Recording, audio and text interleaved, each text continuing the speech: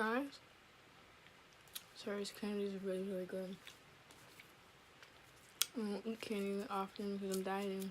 First of all, with all the human race, but I have to single African American men out with this video because they're the ones that I see that lack the confidence to show emotion the most. So, and I'm gonna get to how I came to that conclusion in a minute based on my personal experience. But so I woke up this morning, and the first thing I see on my timeline is a post actually that my cousin shared, and it said something along the lines of men have to hide their emotions and show their strength, but sometimes it affects you mentally, or it gets to you mentally, or something like that. And I shared it, and of course commented on it and was like, no you don't. Where's that idea coming from? So that whole idea of feeling like you just have to be strong, you got a point to prove, I really think that comes from the streets. I really think that just comes from the hood. Like, you know, you can't show weakness. You showing weakness, you get killed and stuff like that. Take notes, guys. Showing weakness doesn't always get you killed. I just want to know more, like, based off of stories. I want to know more of what we can do to alleviate some of that stigma from y'all feeling like y'all have to be strong, like you have to be the dominant ones. No, like, that's what we're here for. We're a team. A lot of times y'all so busy, you see a woman, she doing good, she on her, y'all see that as competition, and it's like y'all not supposed to be competing with each other. Y'all on the same team. I just don't like when y'all speak on us like, oh, we're too loud or we're too obnoxious or whatever the case may be. No, honestly, we're tired of having to raise men.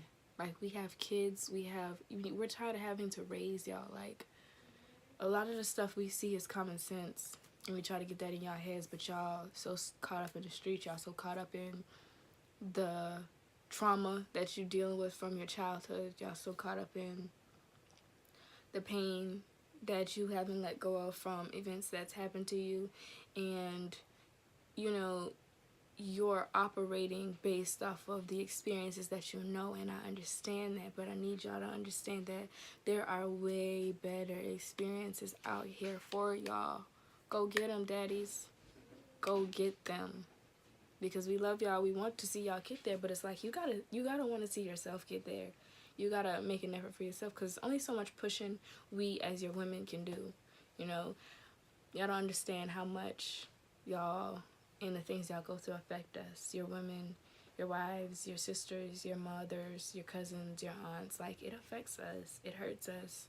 Especially when we want to see you do better and we want more for you. I want to say to my black men, I'm sorry on behalf of black women. And what I'm apologizing for specifically is the fact that sometimes we don't know how to talk to y'all. And this is just something that I realized just lately. We do have great intentions, and, you know, we see the best in y'all, and we're trying to push you and motivate you and all of that stuff. And then sometimes it comes out wrong, like we're throwing things up in your face, or, you know, we're just angry with you or spazzing or something like that. And I understand how that can be confusing. But bear with me for a second and just look at it from a slightly different perspective. So how do I know what I'm talking about? I'm gonna break it down for you. So with my now ex and my son's father, I had to learn that because I thought originally that because I was loyal, you know, I did all the things that society said that I was supposed to do. You're supposed to cook, you're supposed to clean, you're supposed to provide, you're supposed to make sure that the house is organized, you're supposed to support him and love him and do all of these things that a woman is supposed to do. I did all these things that society is telling me that I'm supposed to do. Cook, clean, nurture, you know, everything. And so I'm like, ring me. Where's the ring? Ring me. Where is it? But I also had flaws. I also had things that are toxic to a relationship, and I had to realize that just because I was loyal, I was faithful, you know, I'm all these things that we're taught as little girls that we should be, if we want to become a wife, that, you know, everything is good, that I'm perfect. But the thing is, guys, and y'all need to realize, it's not just me. Like, sometimes we don't realize when we're being too much. We don't realize when we are attacking you, even though we mean well. You get what I'm saying? Like, sometimes it just comes from that harsh place, because it's like, I'm so frustrated with you. I've been trying and I'm trying, and you're not getting it. And I've been telling you 100 different times, 100 different ways, and you're not getting it. And it's frustrating, and it comes off like that. So we don't mean it, and we really do love you when we tell you that, because I've had somebody reach out to me when I went live, and they were just telling me how they felt like it's just confusing sometimes when a woman says that she's with you and she loves you and all of that, but then, you know, when stuff hit the fan or whatever, she's throwing stuff back in. You know, sometimes it's just the fact that we're fed up. Like, we're with you, and we're trying so hard to help you fight those demons and alleviate that stress and take some of the weight off of your shoulders, but you're not listening to us. You don't want to pay attention to us. You're stubborn, and you feel like because you're the man, you have to be the strong one, and you have to be the leader, and you have to prove a point. And yeah, and in some ways you're right. Like, you are supposed to lead us, but at the end of the day, we all have our moments. We all have those times where we need a breather, where we need some fresh air, where we need time to ourselves, where our mental is messed up. And there's nothing wrong with saying that. There's nothing wrong with addressing that. There's nothing wrong with saying that there's something wrong, you need help.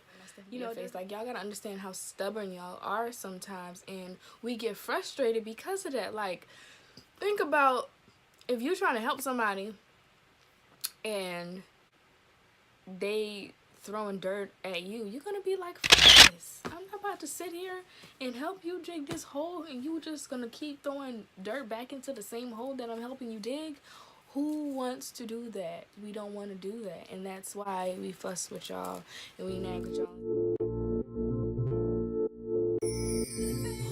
Black women, I feel like we need to do a better job of speaking life into men when we are trying to get positive results out of them, even if, like, I know it's hard, but if you decide to play that role and stay with a man who is difficult, knowing that he's difficult, knowing that it comes with whatever, if you decide to play that role, then I feel like it's your responsibility to show your strength, to stay strong and steadfast when those difficult moments come and you want to curse his dumb ass out and stick your foot up in his ass or whatever.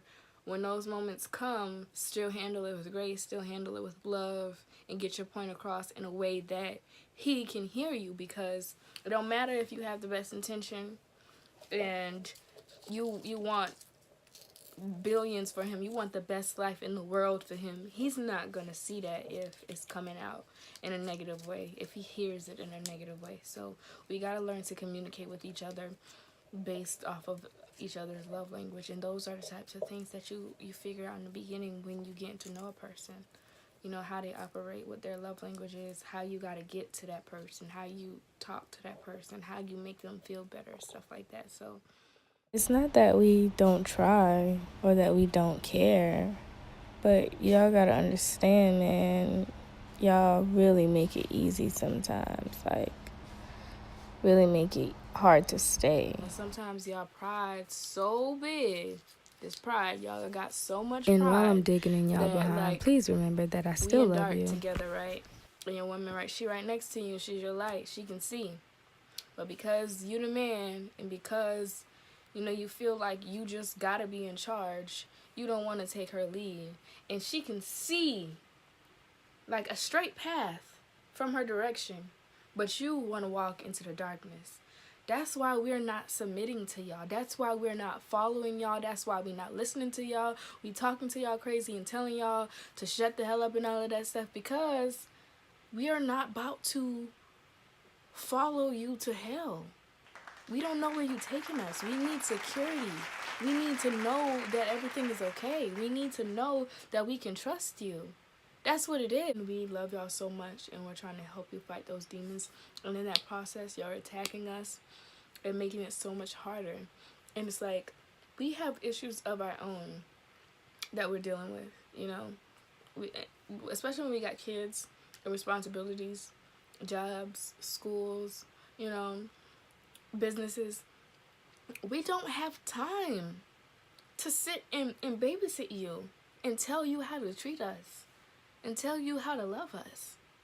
These are things that you should have known, but because you don't, we have been so understanding, and I think we really do not get the credit we deserve for staying.